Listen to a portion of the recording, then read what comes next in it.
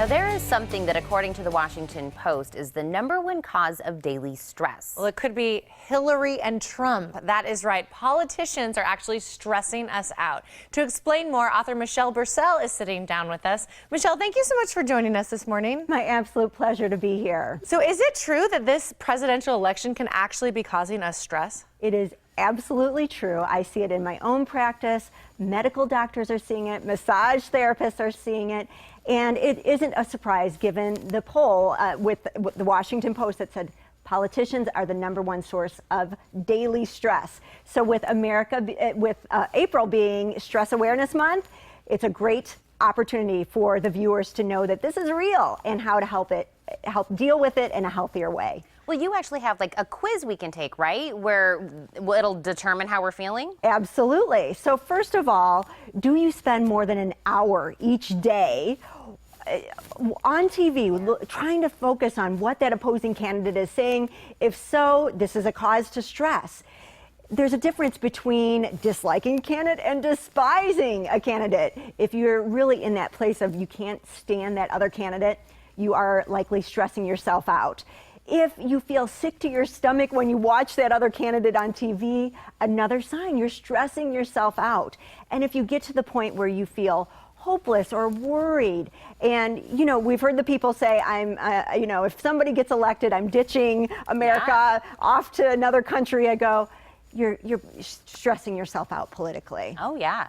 Okay, so I'm guilty of like all of those. Good to know. Now, but you say that there's two sides to each emotion. So what does that really mean? Absolutely. Well, I brought a dollar bill because just like there's two sides to a coin, there's two sides to the dollar bill, right?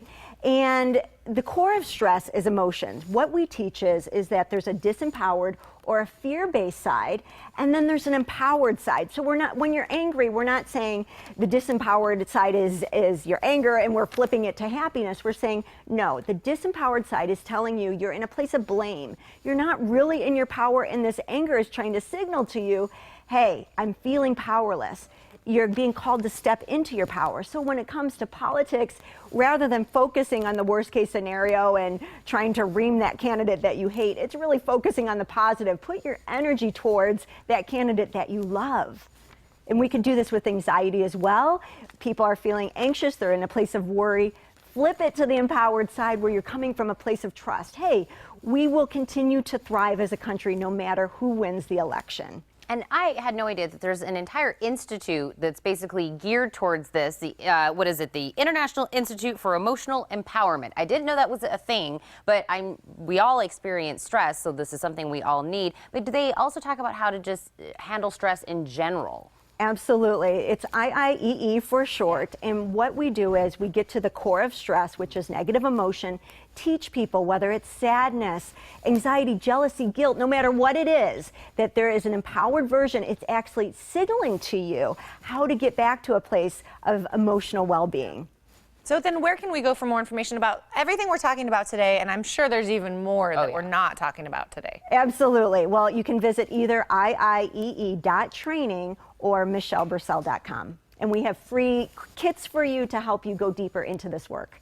I think this year politically, this is probably, in my lifetime, probably one of those highest stress. People are, really getting deeply involved in this political season. So we have to kind of, like you said, take a step back, refocus where that energy is going and try not to let it daily stress us out. That's right. Get yourself off of Facebook where people are driving you crazy.